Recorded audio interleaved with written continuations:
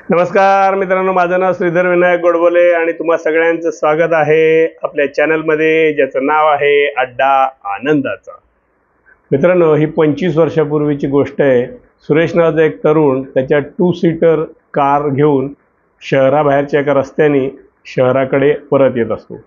धो पाऊस कोसळत असतो, सगळीकडचे लाईट गेलेले असतात, अंधारी अशी रात्र असते आणि तो ड्रायव्हिंग करत येत असतो। हेडलाईटच्या प्रकाशामध्ये त्याला बाजूच्या एका स्टॉपवरती 2-3 व्यक्ती थांबलेल्या दिसतात। त्याला वाटतं कोणी अडचणीत असेल तर आपल्याला मदत करता येईल, म्हणून तो गाडी कडेला घेतो आणि त्या बस स्टॉपच्या जवळ नेऊन थांबवतो। आणि हेडलाईटच्या प्रकाशामध्ये त्या व्यक्तीने बघितल्यावर त्याला धक्काच बसतो। त्यातली एक अतिशय तरुण अशी मुलगी असते, जी त्याची प्रेमिका असते, पण सध्या त्यांच्यात बिनसलेलं असतं, त्यामुळे ते दोघंही बोलत नसतात। दुसऱ्या व्यक्तीला बघितल्यावर त्याला अजून आश्चर्याचा धक्का बसतो, कारण गेल्या वर्षी एका मोठ्या आजारातून त्याला बाहेर काढणारा त्यांचा फॅमिली डॉक्टर तिथे उभा असतो। आणि तिसरी व्यक्ती मात्र त्याच्या ओळखीची नसते, पण बघितल्यानंतर ती व्यक्ती बरीच आजारी आहे आणि तिला मदतीची गरज आहे असं दिसत असतं। तो काही बोलणार इतक्यात तो डॉक्टर असतो, तो गाडीपाशी येतो आणि ह्यानी काच खाली केल्यानंतर ह्याला बघून त्याला खूप आनंद होतो। म्हणतो, अरे सुरेश, तू आहेस, बरं झालं तू भेटलास। मी या पेशंटला घेऊन शहराकडे माझ्या हॉस्पिटलमध्ये चाललो होतो, पण माझी गाडी वाटेत बंद पडली। ह्या पेशंटला अतिशय तातडीने उपचाराची गरज आहे, पण आत्ताची तू परिस्थिती बघतोयस, काहीच कॉन्टॅक्ट करणं शक्य नाही, इथे जवळपास ॲम्ब्युलन्सही मिळणं शक्य नाही, तर मला तुझ्या मदतीची अतिशय गरज आहे। तितक्यात ती सुंदर तरुणीसुद्धा गाडीपाशी येते आणि सुरेशला बघितल्यावर ती आश्चर्यचकित होते। ते म्हणते, अरे सुरेश, तू आहेस, मला आधीच खूप उशीर झाला आहे आणि प्रचंड पाऊस पडतोय, घरच्यांना कळवण्याची काहीच सोय नाही, तर मला जरा घरापर्यंत सोडशील का? सुरेश आता विचार करायला लागतो की गाडी तर 2 सीटर आहे, आपण जास्तीत जास्त एकाच व्यक्तीला इथून नेऊ शकतो।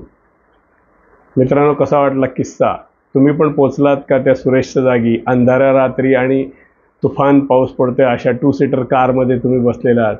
मित्रांनो, ही एक काल्पनिक गोष्ट आहे, जी की व्यवस्थापन शास्त्राच्या इंटरव्ह्यूमध्ये अनेक उमेदवारांना विचारली गेली आणि अनेक उमेदवारांनी त्याची स्वतःच्या स्वभावाप्रमाणे वेगवेगळी उत्तरं दिली। जसं की काही उमेदवारांनी सांगितलं की मी डॉक्टरला तिथून घेऊन जाईन आणि हॉस्पिटलवर सोडून तिथून ॲम्ब्युलन्स घेऊन डॉक्टर त्या पेशंटला परत घेऊन येईल। काही जणांनी सांगितलं की डॉक्टरला तिथे थांबायला सांगून मी पेशंटला डॉक्टरच्या हॉस्पिटलवर घेऊन जाईन आणि तिथून दुसरी गाडी पाठवून डॉक्टरला आणण्याची विनंती करीन। काही जणांनी भावनिक होऊन सांगितलं की मी तिथल्या प्रेमिकेला बरोबर गाडीत घेईन, तिला आधी घरी सोडीन आणि जाता जाता डॉक्टरच्या हॉस्पिटलवर निरोप देईन, जेणेकरून त्या दोघांना घ्यायला गाडी परत येईल।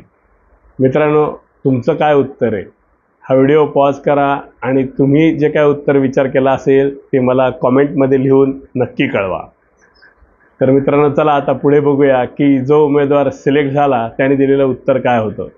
तर मित्रांनो, जो उमेदवार या परीक्षेत सिलेक्ट झाला त्याने दिलेलं उत्तर असं होतं की मी गाडीतून खाली उतरेन, गाडीची चावी डॉक्टरच्या हातात देईन आणि डॉक्टरला सांगेन की तू पेशंटला घेऊन तुझ्या हॉस्पिटलवर जा, त्याचे तातडीने उपचार सुरू कर, गाडी तुझ्याच हॉस्पिटलच्या इथे राहू दे, मी ती उद्या कलेक्ट करेन आणि स्वतः आपल्या भांडण झालेल्या प्रेमिकेबरोबर बस स्टॉपवर पुढून येणाऱ्या बसची वाट बघत थांबेल आणि तितक्या वेळात तिच्याशी संवाद साधून आपलं भांडण मिटवून प्रेम दृढ करायचा प्रयत्न करेल आणि ऐन वेळेला मदतीला धावून जातोय हे प्रेमिकेला दिसल्यामुळे तिच्या मनात त्याची प्रतिमासुद्धा हिरोसारखी होईल। मित्रांनो, याला म्हणतात विन विन सिच्युएशन। पण ही विन विन सिच्युएशन येण्यासाठी थोडासा नेहमीच्या रस्त्याच्या बाहेर जाऊन विचार करावा लागतो। आधीचे सगळे उमेदवार आपण एकाच व्यक्तीला घेऊन जाऊ शकतो या अटीपाशी अडकलेले होते, पण आपण स्वतः जर त्या कारमधून खाली उतरलो तर तिथे 2 जागा निर्माण होऊ शकतात, हे त्या उमेदवारांनी अचूक ओळखलं आणि हे सगळ्याच परिस्थितीला विन विन करणारं असं उत्तर दिलं। मित्रांनो, आपल्यालाही अनेक वेळा अशा अडचणींचा किंवा अशा प्रश्नांचा सामना करावा लागतो, त्यावेळेला असंच थोडंसं नेहमीच्या रुटीनच्या बाहेर जाऊन विचार केला, ज्याला की मॅनेजमेंटच्या भाषेमध्ये आउट ऑफ बॉक्स थिंकिंग म्हणतात, तर आपणही अतिशय चांगलं असं विन विन सिच्युएशन असणारं उत्तर शोधून सगळ्या परिस्थितीमधून मार्ग काढून यशस्वी होऊ शकतो। मित्रांनो, कसा वाटला किस्सा? आवडला असेल तर लाईक करा आणि तुमच्या ज्या कमेंट्स असतील त्या मला लिहून कळवा।